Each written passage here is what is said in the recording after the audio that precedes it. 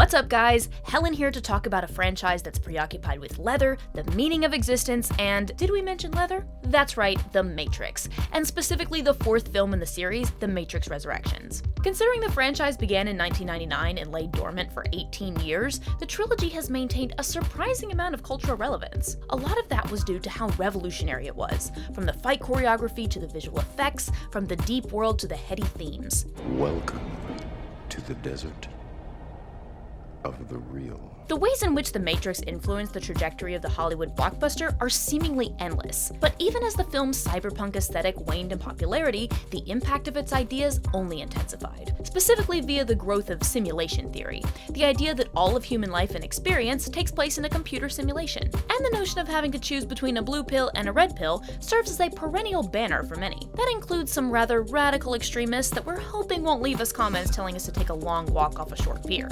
It's in this climate that Matrix Resurrections operates, one where the legacy of the franchise is messy. The film seems utterly preoccupied by this reality, seeking to examine the legacy of the original trilogy and what it means to pick it up again after more than 20 years. So how well does Resurrections accomplish the ambitious goal of self-interrogation? And can it actually examine or even amend the legacy of its own franchise? Throw on some sleek shades for this Wisecrack Edition on The Matrix Resurrections. And major spoilers ahead for all things Matrix, and some of Blade Runner too. So how does The Matrix Resurrections engage with the legacy of its own franchise? According to co-writer David Mitchell, the film's central conceit is having the trilogy exist as an artifact within its universe. This artifact takes the form of a video game series that Neo, now back in a new Matrix as Thomas Anderson, designed. The games play out exactly as our Matrix trilogy does, so of course everybody loves them and Anderson is the toast of Geekville. This is my very good friend Thomas Anderson.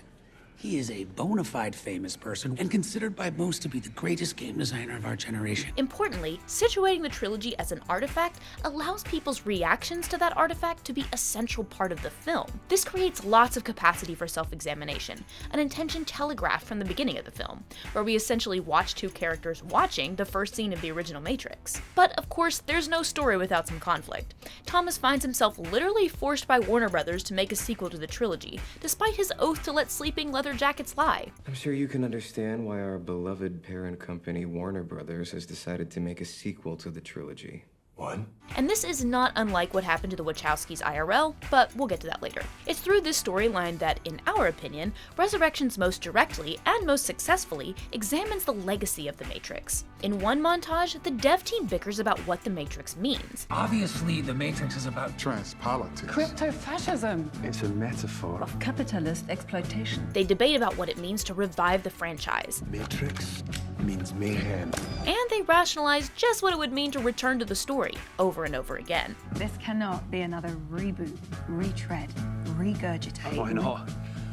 Reboot sell. This is, of course, boatloads of fun, but it's also a sly reference to the franchise's reputation for opaqueness, a quality that facilitated so many disparate interpretations to begin with. But this scene is also key to contextualizing the developments and retcons of the entire movie. The dev team, we are made to assume, wasn't directly involved with the initial creation of the Matrix games, yet each member seems to have their own definitive interpretation. Meanwhile, Thomas, the driving creative force behind it all, does kung fu in his apartment and takes luxurious baths. So what's going on? Well, for us, it seems like a microcosm of what notable French smart guy Roland Barthes called the death of the author. Back in the late 60s, Barthes was getting sick of the way literary critics interpreted everything through the prism of the author's life. In short, he claimed that if a work is sufficiently complex, we can't reliably glean an author's intentions from the text alone. To Barthes, this means what the author intended can't be as relevant as what's in the actual text itself. Of course, this opinion was misread, and over time was taken to mean that any interpretation of a text is valid, because the only thing that matters is how the reader feels. Which eventually led to, say, baseless speculation that Breaking Bad was all just a dream after Jesse fell asleep in Mr. White's chemistry class. Or, you know, the whole red pill ideology. The idea of the death of the author, and its subsequent misreading, have all but defined literary criticism over the years. So by excluding Mr. Anderson, the author of the game, from the discussion, Resurrections is depicting the dominant cultural form of criticism and acknowledging the franchise's capacity to elicit varying interpretations. But the film is really most concerned with one interpretation, the self-evident cesspool that is the red pill movement. Before you leap into the comments to tell us our mom should have had an abortion, know that this is is not some spicy hot take. The red pill interpretation flies in the face of pretty much every other theme in the trilogy, like realizing free will or resisting oppression. What's more, the central villain of Resurrections, played with gusto by Neil Patrick Harris, parrots red pill rhetoric with a bluntness uncharacteristic for the franchise. Ay, what a mess. I own that mistake. Shouldn't have pressed. Women used to be so easy to control. Resurrections tries to belie faulty interpretation. That is, to make its intent as obvious as possible, and it's pretty upfront about it. Trinity is just as important as Neo, and by the end of the movie is even more powerful. It's centering the lead woman of the franchise in the face of a misogynistic misappropriation of its ideas by, pickup artists. It's an assertion of what the Matrix is supposed to mean from one of the key minds of the series, Lana Wachowski. In this way, the film actively defends the author's right to dictate how we interpret their works. Now, that's cool and validating for people who have interpreted the text correctly, according to that author. But the practice of privileging the author does have unfortunate implications rooted in class and notions of elitism. Regardless of how it was misread to be a free-for-all orgy of interpretation, Barthes's death of the author was instrumental in shifting literary criticism away from snobby intellectual circles and opening it up to anyone willing to engage in close reading of texts. It expanded the field to accommodate new voices, including those systemically excluded from academic circles. This complicates Resurrection's argument that the author can swoop in and tell people their interpretations are wrong. That complication becomes even more gnarly when you consider the medium of film, which is inherently collaborative. When the final product has had input from a ton of different creatives, who counts as the author? The answer here might seem obvious. It's the Wachowski sisters, right? The vision for the franchise came from them, and as directors they enacted that vision. But this only works according to the definition of authorship taken from literary criticism, i.e. a singular entity. Film theorists in the 60s and 70s actually did try to appropriate this approach, introducing auteur theory as an attempt to elevate the way film was viewed in academic circles. Auteur theorists argued that the director functions essentially the same way as the author of a book. This arguably risks understating the contributions of, say, the writer, the cinematographer, production designer, and even the studio executives. So film theorist C. Paul Sellers proposes collective authorship as a better fit for movies, where the author is an entity made up of the people who had an artistic effect on the final product. This can get weird sometimes, though. Take Blade Runner. The question of whether protagonist Deckard is a replicant or not is alluded to throughout the film, and it's perhaps the most prominent area of discussion for fans. Director Ridley Scott has been super vocal about his take. Scott says Deckard is a replicant, and scenes that would tacitly confirm this were removed from the theatrical cut of the movie. But pretty much everyone else involved in making the film, including star Harrison Ford and the very dudes who wrote the script, disagree. Scott got to make his own cut of the film years later, and used the opportunity to all but confirm his stance. Too bad she won't live. But then again, who does?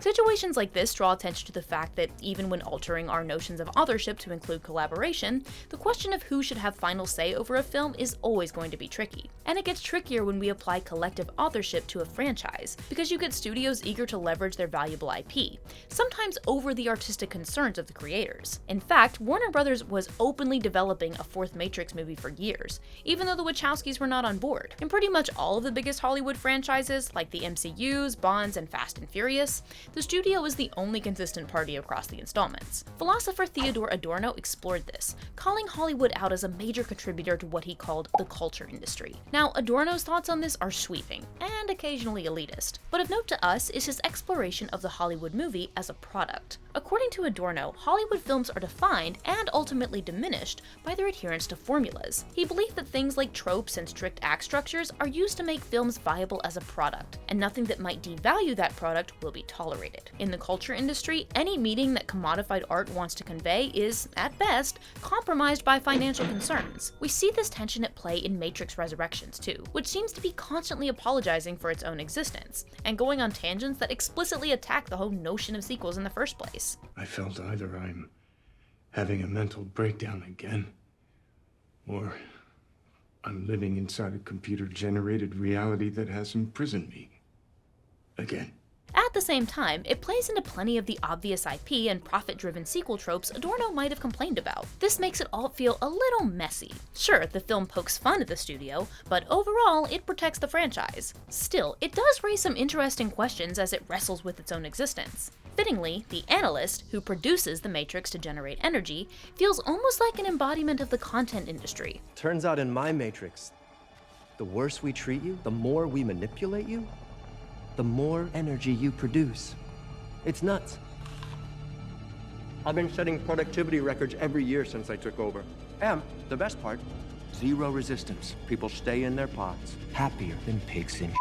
This seems to be commenting on the way this industry and its wealthy gurus thrive on generating controversy and stimulating heightened emotions in order to capture the attention of the masses. More so than taking issue with fan interpretations, then, the film saves its most serious criticism for the content industry at large. Matrix Resurrections seems to almost be asking, am I really just a good version of Space Jam 2? Another piece of IP leveraged to drive HBO Max subscriptions? Ultimately, this film seems nervous about its own existence, and the loss of the Wachowskis' authorial control amidst Warner Brothers' zest for more IP-driven content. Whether you can successfully take issue with the existence of unnecessary sequels within a sequel, however, remains an open question, as does the question of how successfully you can tell people they got your film all wrong more than 20 years later. The way we see it, it's a bit late to undo aspects of The Matrix's legacy that Lana seems to dislike. But it was still pretty fun to watch the film try. But what do you guys think? Was The Matrix Resurrections successful in critiquing its fans and the content industry? Or did it get too meta for its own good? Let us know in the comments, and hey, try to keep it friendly. Big thanks to our patrons for all your support. Slow motion kick that subscribe button with the power of 1,000 Morpheuses. Morphei? And don't forget to ring that bell. And as always, thanks for watching. Peace.